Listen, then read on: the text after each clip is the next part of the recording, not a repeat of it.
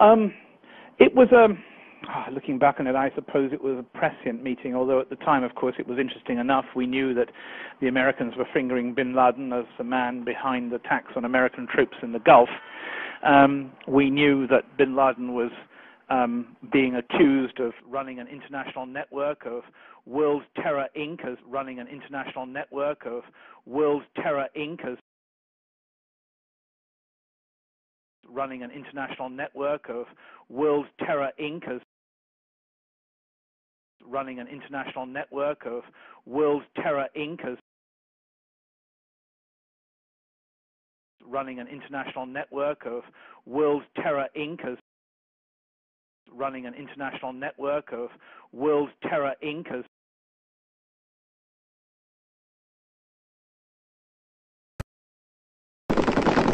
Even bin Laden's displays of strength for the Western media were faked. The fighters in this video had been hired for the day and told to bring their own weapons. For beyond his own small group, bin Laden had no formal organisation, until the Americans invented one for him. In January 2001, a trial began in a Manhattan courtroom of 4 men accused of the embassy bombings in East Africa. But the Americans had also decided to prosecute bin Laden in his absence. But to do this under American law, the prosecutors needed evidence of a criminal organisation, because as with the mafia, that would allow them to prosecute the head of the organisation, even if he could not be linked directly to the crime. And the evidence for that organisation was provided for them by an ex-associate of bin Laden's called Jamal al-Fadl. During the investigation of the 1998 bombings, there is a walk-in source, Jamal al-Fadl, who's a Sudanese militant who was with bin Laden in the early 90s, who has been passed around a whole series of Middle Eastern secret services, none of whom want much to do with him, who ends up in America and is taken on by the American government effectively as a key prosecution witness and given a huge amount of American taxpayers' money at the same time. His account is used as raw material to build up a picture of al-Qaeda. The picture that the FBI want to build up is one that will fit the existing laws that they will have to use to prosecute those responsible for the bombing. Now, those laws were drawn up to counteract organised crime, the mafia, drugs crime, crimes where people being a member of an organisation is extremely important. You have to have an organisation to get a prosecution. And you have al-Fadl and a number of other witnesses, a number of other sources who are happy to feed into this, who've got material that looked at in a certain way can be seen to show this organisation's existence.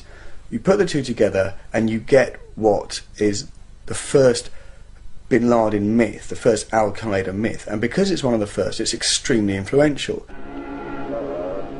The picture al-Fadl drew for the Americans of bin Laden was of an all-powerful figure at the head of a large terrorist network that had an organised hierarchy of control. He also said that bin Laden had given this network a name, Al-Qaeda. It was a dramatic and powerful picture of bin Laden, but it bore little relationship to the truth. The reality was that bin Laden and Ayman Zawahiri had become the focus of a loose association of disillusioned Islamist militants who were attracted by the new strategy. But there was no organisation. These were militants who mostly planned their own operations and looked to bin Laden for funding and assistance. He was not their commander. There is also no evidence that bin Laden used the term Al-Qaeda to refer to the name of a group until after September the 11th, when he realised that this was the term the Americans had given him. The Taliban. Are you still of the view that Al-Qaeda is more of a myth than a reality? It's what you said last year. You also said you weren't even sure that they existed. Really?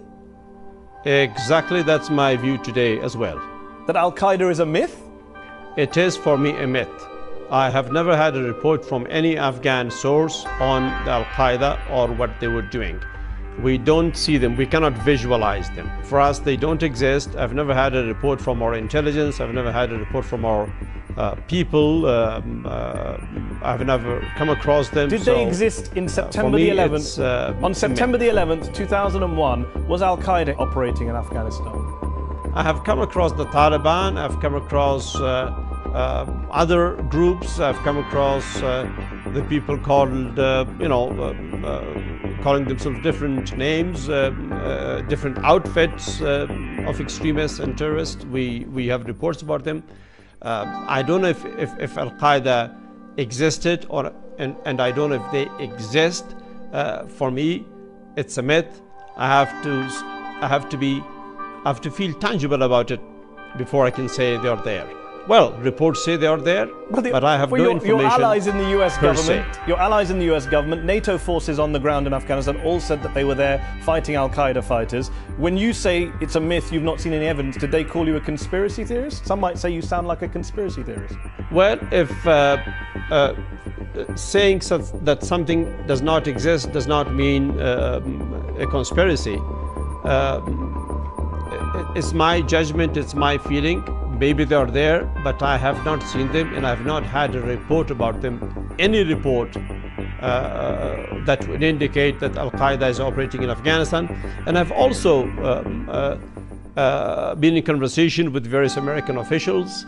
The last one that I had was last year, in which they told me that there are perhaps not even more than 30 to 35 individuals. So if that's the entire strength of an organization, for me, that's a myth.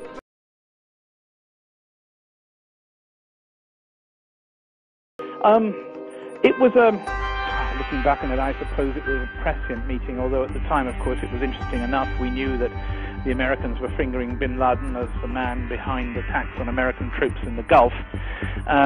We knew that bin Laden was being accused of running an international network of World Terror Inc. And when I approached him, I think he thought I was going to ask him about World Terror Inc. But in fact, copy of the newspaper later on, and apparently he thought it was fair. He expected it was all going to be about World Terror Inc.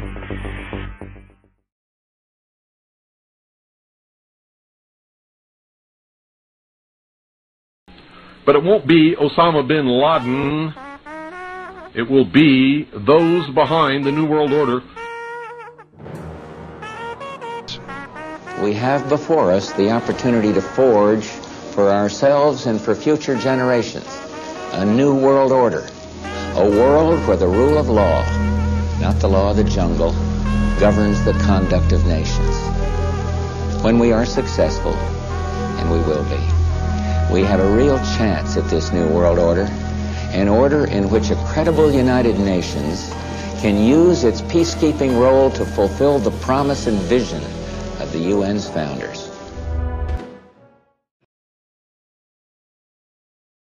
Bin Laden sits in Afghanistan. Every simple step, crossing borders or going on a plane or on a ship, will become more complicated. It's a time to launch a operational, concrete war against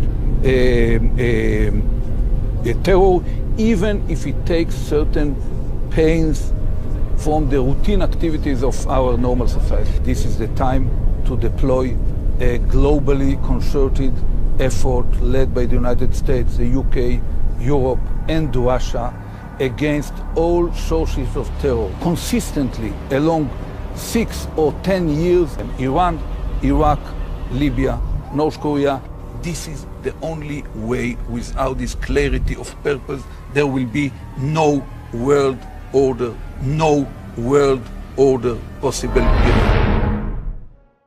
There is a chance for the President of the United States to use this disaster to carry out what his father, a phrase his father used, I think, only once, and hasn't been used since, and that is a new world order. There was a great resolution passed at the United Nations last night that might bring about a new order in the world that would be better for all of us. Preparing for this kind of event for nearly a decade. We've had presidential directives. It's a project called Homeland Defense. project called Homeland Defense. The project called Homeland Defense. We have a real chance at this new world order, an order in which a credible United Nations.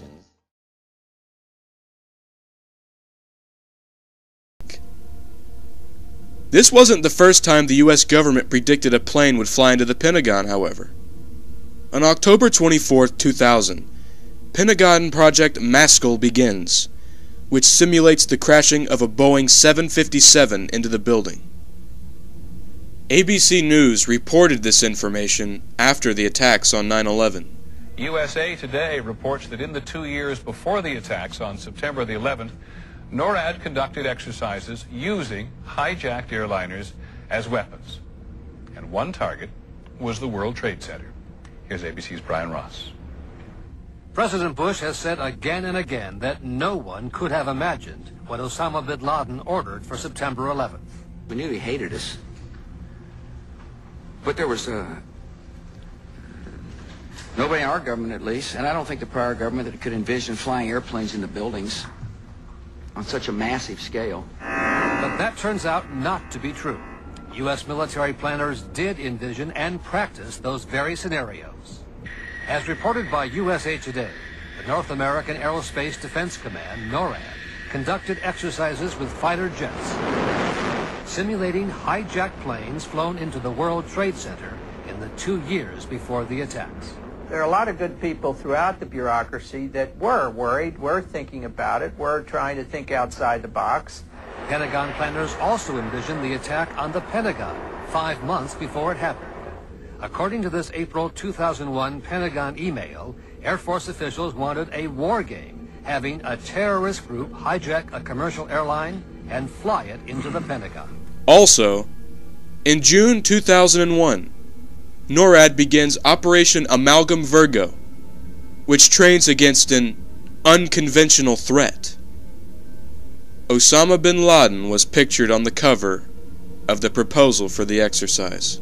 Isn't it a fact, sir, that prior to September 11, 2001, NORAD had already in the works plans to simulate in an exercise a simultaneous hijacking of 2 planes in the United States? Colonel Scott, do you have any data on that? I'm not aware of that, sir. I was not present at the time. That was Operation Amalgam Virgo. Unfortunately, their put option is a bet that a stock will fall. And on that day, put options were more than 4 times the daily average. The next day, on September 7th, 27,294 put options are placed on Boeing's stock. This is more than 5 times the daily average. And on September 10th, 4,516 put options were placed on American Airlines stock, nearly 11 times its average daily volume for the year. On September 19th, 2001, the U.S. government destroyed documents pertaining to pre-9/11 put options in the stock market.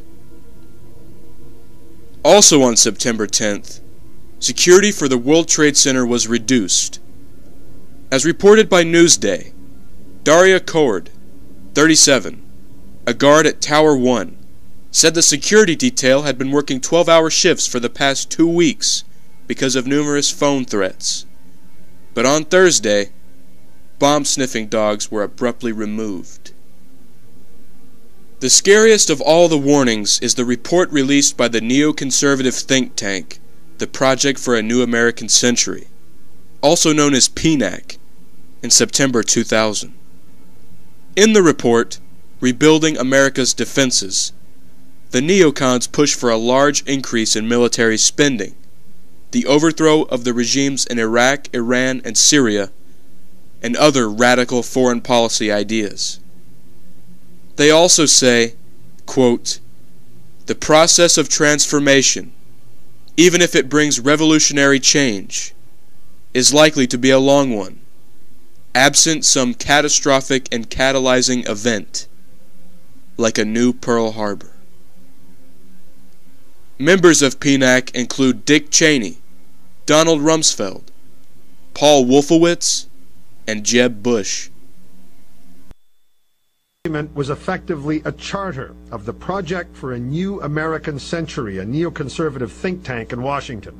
The founding members included Donald Rumsfeld, Dick Cheney, Paul Wolfowitz of the Defense Department, Richard Pearl, head of the Defense Advisory Board, Louis Libby, Cheney's chief of staff, John Bolton, Undersecretary of State for Arms Control, Elliot Cohen, who's on the Defense Policy Board. Much of what these men wanted is coming true. They urged that the U.S. abandon the anti-ballistic missile treaty.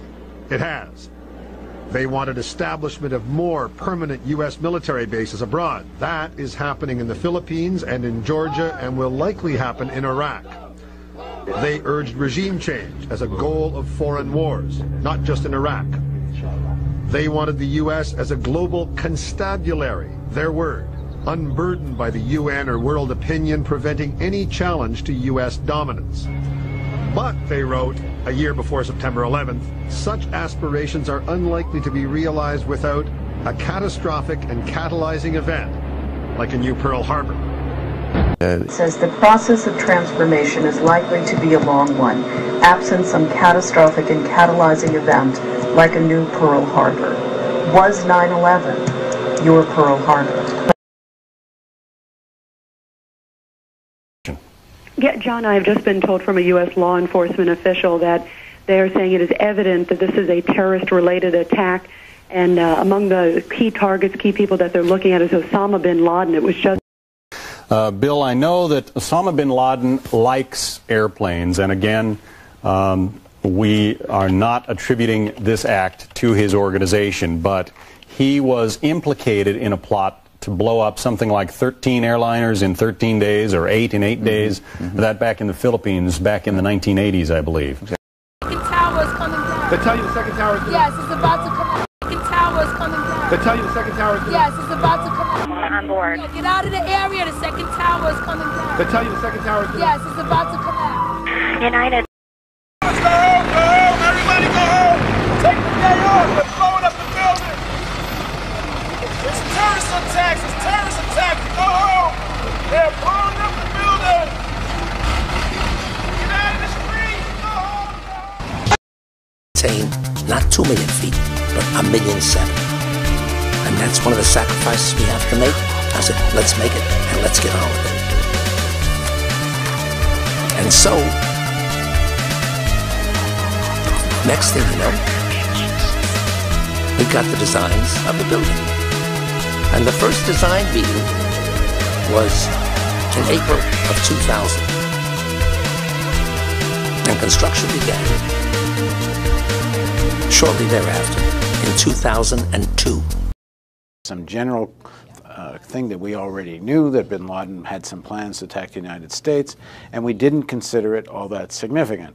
But you point out something in the book I thought was quite interesting, I personally hadn't seen before, which is in something called the SEIB, the Senior Executive Intelligence Brief, which is essentially normally, if I understand correctly, more or less what's in the presidential brief, but it goes to many more people. That whole memo on bin Laden has been taken out. Well, if they consider it so not of any great significance one way or the other, why on earth would they take it out? One explanation would be that they didn't want there to be a broadcast of the possibility that we might be under specific threat of terrorists using airplanes.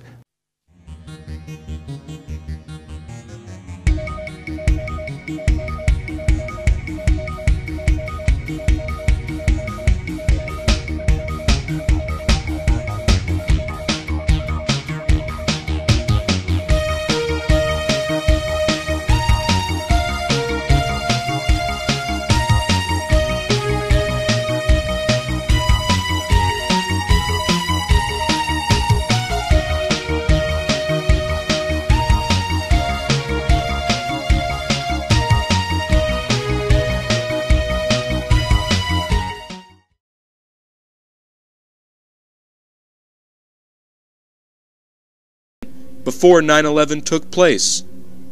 And why did Bush have the attack plans on his desk on September 9th? The extensive plan reportedly dealt with all aspects of a war against al-Qaeda, everything from diplomacy to military operations. First, convincing other countries to cooperate, share intelligence, use their own law enforcement agencies to round up al-Qaeda suspects. It included covert U.S. operations to disrupt al-Qaeda cells in 60 countries. The directive also had plans to freeze al-Qaeda bank accounts and to disrupt al-Qaeda money laundering.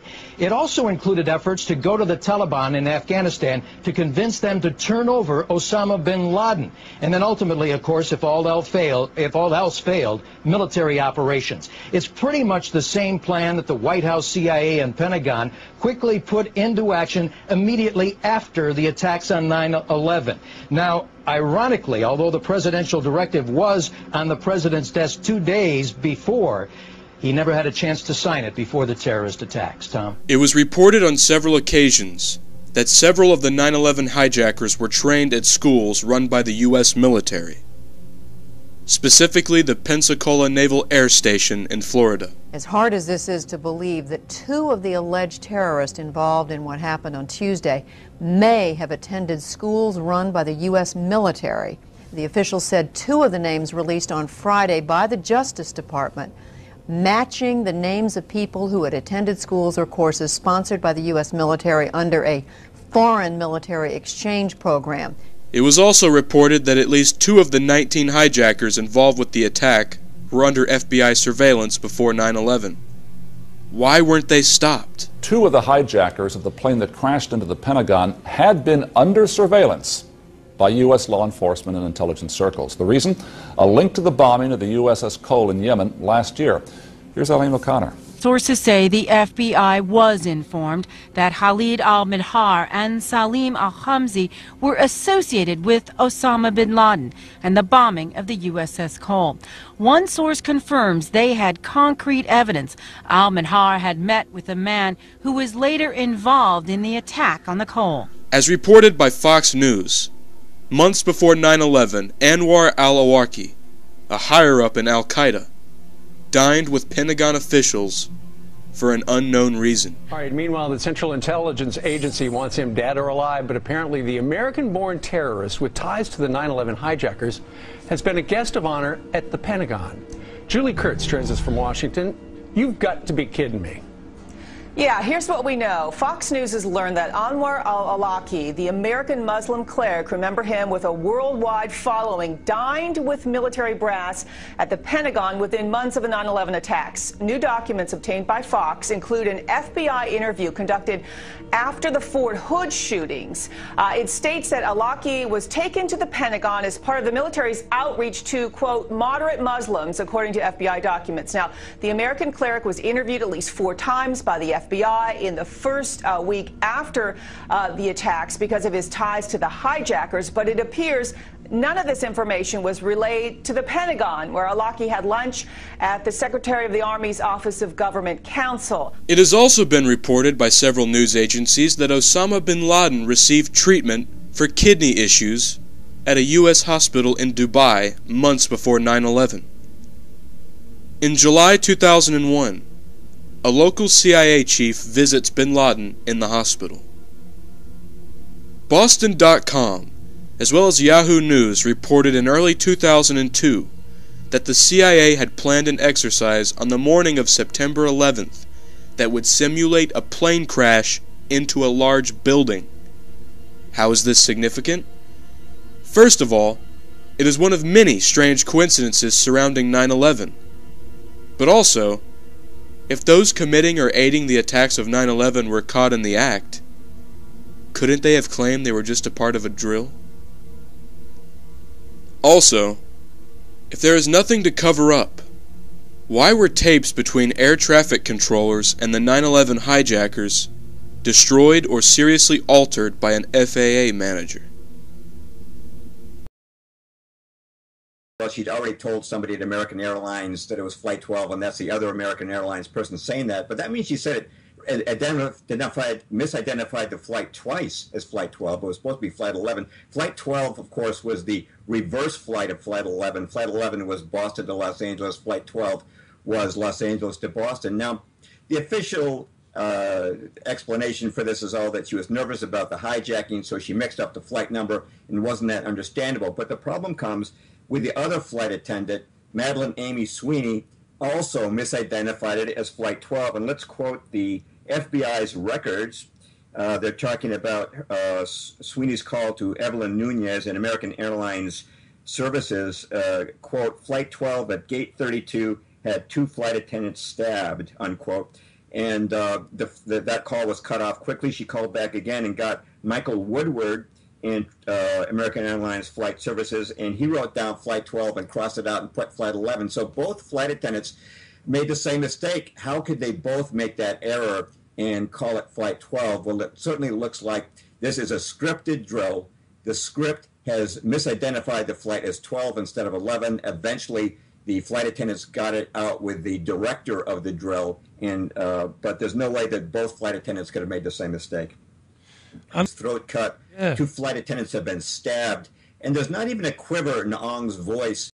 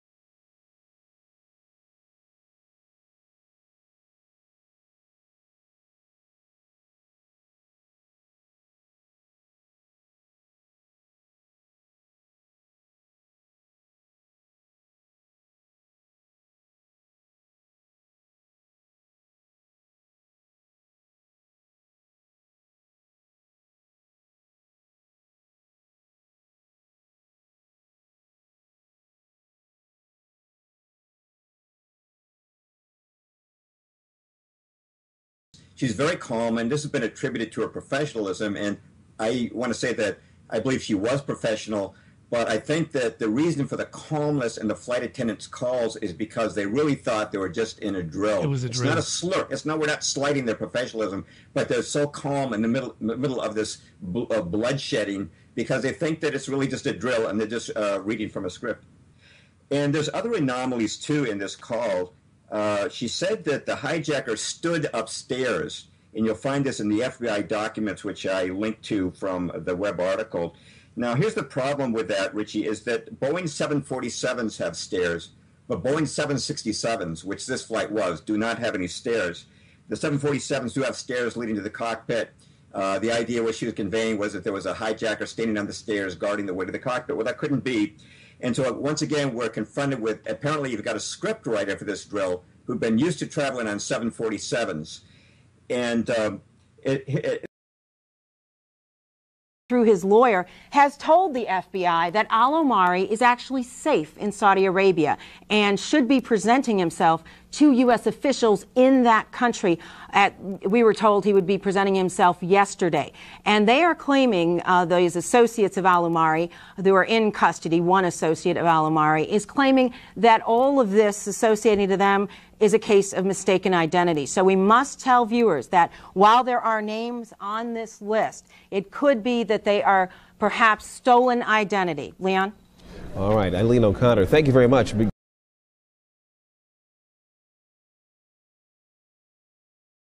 Saw one of them. His partner said they've got 2 more to give 3 out of the 4 black boxes. And we've also talked to an airline investigative specialist who says never in the annals of history have they ever found where they couldn't at least find the black boxes. You guys, everybody at this site went through that debris with such a fine-tooth comb. They were finding bone fragments the size of nail clippings and DNA matching it. Yet we're told the black boxes, for the first time in history, destroyed, gone, never found them. I'm expected to believe that. Right, well, you believe that? Then where are they? I don't know where they are. I don't know where they are. I don't know where they are. Even bin Laden's displays of strength for the Western media were faked. The fighters in this video had been hired for the day and told to bring their own weapons. For beyond his own small group, bin Laden had no formal organization, until the Americans invented one for him. In January 2001, a trial began in a Manhattan courtroom of 4 men accused of the embassy bombing.